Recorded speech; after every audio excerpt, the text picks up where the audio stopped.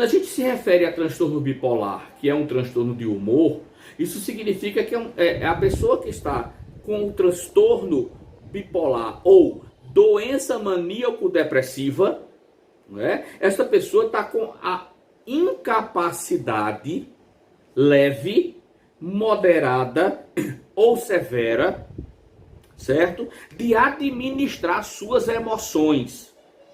Agora, isso não é porque a pessoa não quer ou não possa, mas isso é porque a pessoa está exatamente com o que a gente chama de transtorno, né? A mente dessa pessoa está tendo dificuldades de organizar. Organizar o quê? Estrutura de pensamento, estrutura de autocontrole. Então, o transtorno bipolar, também conhecido como doença maníaco-depressiva, né? Então, observe. Uma pessoa com transtorno bipolar ou doença maníaco-depressiva, o que é que vai acontecer? O que vai acontecer é que essa pessoa perde, de uma forma leve, moderada ou severa, a autocapacidade de administrar o controle das suas próprias emoções. Certo? Então, algo que seria normal para a maioria das pessoas, que é, eu tenho uma raiva e eu consigo ficar com raiva. Por exemplo, hoje, no curso, a internet boa, mas o Zoom Meet não liberava o link e travou. Então, nunca isso aconteceu comigo, mas hoje foi a primeira vez. Se eu não tivesse controle do meu humor, eu poderia estar praguejando, gritando, dando murro. Então, uma pessoa que tem um transtorno bipolar, ela perde o controle das suas emoções. Agora, nós vamos ver que esse transtorno especificamente, ele tem algumas características muito evidentes, né? Que é o quê? Que ele já primeiro se caracteriza como uma doença psiquiátrica. Certo? Então, a gente já entende que ele não é uma doença, né? Ele não é uma doença fisiológica, né? Ele é uma doença da mente. Ele é uma doença psiquiátrica, da psique. Isso vocês não podem perder noção. Então, o transtorno bipolar é a doença psiquiátrica que provoca. Eu gosto dessa palavra, que provoca, né? Provoca o quê? Oscilações. Então, ó, uma hora tá aqui, outra hora tá... ele pode estar aqui, ele pode vir para cá, ele pode ficar muito assim, ele pode ficar assim. Então, e outra coisa, essas oscilações, elas são imprevisíveis. Logicamente, porque é um transtorno. Se fosse previsível, não estaria dentro de um transtorno. Estaria dentro de um quadro onde eu, sem auxílio de medicação, poderia manter o meu equilíbrio. Então, é uma doença psiquiátrica que provoca oscilação e oscilações imprevisíveis no humor, diretamente no humor. Como é que eu reajo com as minhas emoções? Então, essa pessoa, ela não vai ter aquele, entre aspas, controle, se é que a gente pode ter controle da emoção, né? Mas ela perde, não é o controle, é a administração dessas emoções. Ela perde a capacidade de administrar favoravelmente as emoções e levando em consideração das 5 primárias: medo, alegria, raiva, tristeza e afeto. Então, vem uma raiva, essa raiva vai ser intensa demais. Vem uma alegria, essa alegria também vai ser intensa demais. E isso eu vou explicar ao longo do curso. Então, isso varia entre... Então, a manifestação do transtorno bipolar, e é isso que as pessoas confundem muito, ela vai variar entre 2 polos, ó, bipolar. Então, ela vai variar entre um polo que a gente chama de polo depressivo e outro polo que se chama polo maníaco ou hipomaníaco, não é? O que é que significa isso? Significa que essa pessoa que está acometida do transtorno bipolar, ela pode variar entre 2 polos. Agora escute, ela não vai variar entre 2 polos de uma hora para outra. Ela varia entre esses 2 polos com tempos alongados. Por exemplo, Uma semana ela fica no polo depressivo. Outra semana, ela passa essa semana e ela sai do polo depressivo, ela entra no polo maníaco. Eu vou explicar isso com mais calma mais para frente. Então, observe, o polo depressivo que é o quê? É uma tristeza, é um desânimo, né? É uma prostração. E o polo maníaco, que é aquela impulsividade,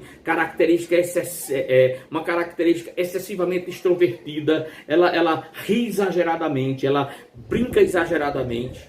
E eu vou explicar cada parte dessa, aprofundar cada parte dessa. Então, a gente já viu que o transtorno bipolar é um transtorno de humor, né, cerebral, que causa mudanças incomuns. Guarda isso. Não é qualquer tipo de mudança, né? Por exemplo, eu posso estar aqui e conversando com vocês, tendo muito prazer em dar essa aula para vocês, e pode me chegar uma notícia de que alguém sofreu um acidente.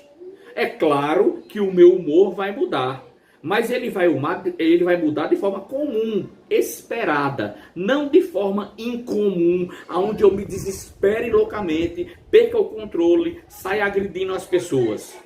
Entende isso? Então é um transtorno cerebral que causa mudanças incomuns. Aonde? Guarda isso. Guarda isso. As mudanças incomuns são causadas primeiramente no humor. Não é? No humor. Então, para mudar o humor, precisa existir alterações neuroquímicas. Vocês estão entendendo isso? Nenhum humor modifica se não houver alterações neuroquímicas, ou seja, vai haver comando cerebral para que comece a ser produzido adrenalina, noradrenalina, dopamina, testosterona, cortisol, dependendo da situação que isso vai acontecer. Então, vai ter mudança em comum no humor, vai ter mudança em comum na energia da pessoa. Vocês entendem quando eu falo energia? A pessoa, quando está na fase maníaca, ela fica com a energia que ela dorme 4 horas por dia e ela levanta como se tivesse dormido 8, extremamente energizada. Em compensação, quando entra na fase depressiva, não há energia que ela tenha. E ela não quer, ela não consegue isso. Ela não consegue ter disposição para fazer as coisas. É um quadro depressivo mesmo, né? Ela também vai ter mudanças incomuns nos níveis de atividade. Os níveis de atividade mudam.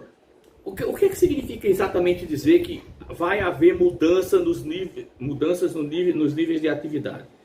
Uma pessoa que faria um passeio com bom senso, não é? Vai viajar, precisaria comprar 1 ou 2 roupas. Essa pessoa vai comprar 30, 40 roupas. Ela vai comprar 40 sapatos. Ela vai ficar falando dessa viagem exageradamente. Então, os níveis de atividade, ela começa a fazer uma atividade, ela faz a atividade até esgotar. Ela perde os limites de bom senso nisso aí. Outra coisa, na capacidade de realização das tarefas do dia a dia, né? Então, ou essa capacidade vai ficar muito exagerada, mas veja, mesmo quando ela está na fase de mania, ela não consegue fazer as coisas e terminar as coisas. Ela começa a fazer excitadamente e ela faz um pouco aqui, faz outro ali, porque ela não consegue ter concentração. Você entende? A excitação é tão grande que o nível de concentração é extremamente prejudicado. Ou seja, ela consegue dar atenção, mas ela dá uma atenção não seletiva. Ela não dá uma atenção concentrada. Ela não dá uma atenção sustentada. Ela vai dar uma atenção alternada. Então, na fase maníaca da bipolaridade, a atenção concentrada, sustentada e seletiva, elas ficam prejudicadas. a atenção concentrada e a atenção sustentada, ela fica muito prejudicada. A atenção seletiva, ela não fica tanto prejudicada. Ele pode selecionar algo, mas essa seleção dura por pouco tempo. E a atenção alternada, ele fica alternando muito a atenção e isso fica extremamente aguçada. Certo? Então, por isso que há comprometimento na questão das realizações das tarefas, né? Então é muito bom entender isso, né? Por quê? Observe, outra coisa que a gente não pode esquecer quando se fala de transtorno bipolar, né?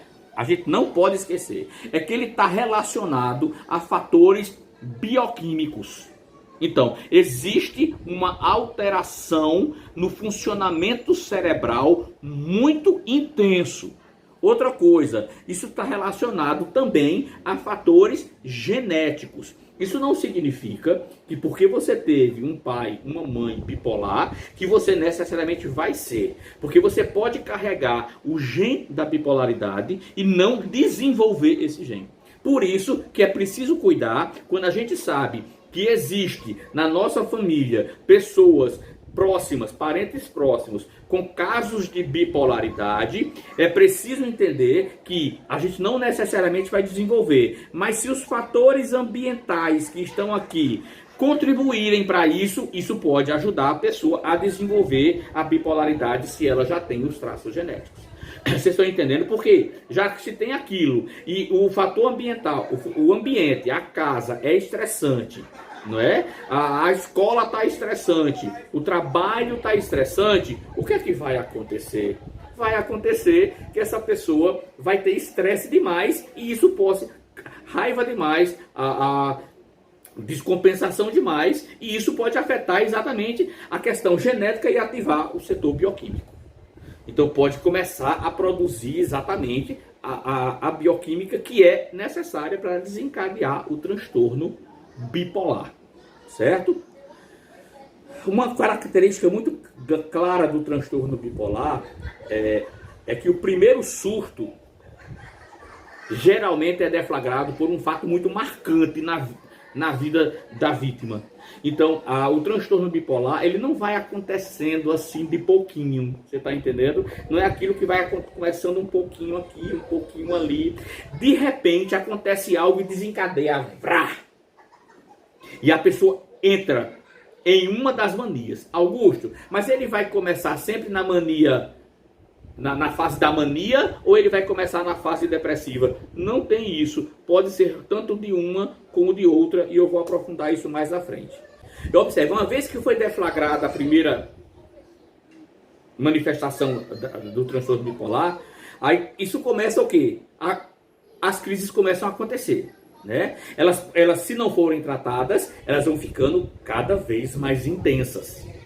E passam a ser provocadas por acontecimentos corriqueiros. Antes, quando precisava de um evento estressor muito forte, se isso não foi tratado, não é? E o tratamento sempre é por um psicólogo e um psiquiatra. Se isso não foi tratado, o que é que vai acontecer? Essas crises vão começar a ser cada vez maiores, talvez tanto em intensidade como em tempo, e também elas começam a ser desencadeadas por eventos pequenos, que antes só eram desencadeadas por eventos grandes, certo? Antes eu brigava com você, tinha uma DR e não desencadeava a crise em você, mas só desencadeava quando existia um medo muito grande, uma iminência de perigo muito grande. Agora, com uma simples discussão, já pode passar a desencadear.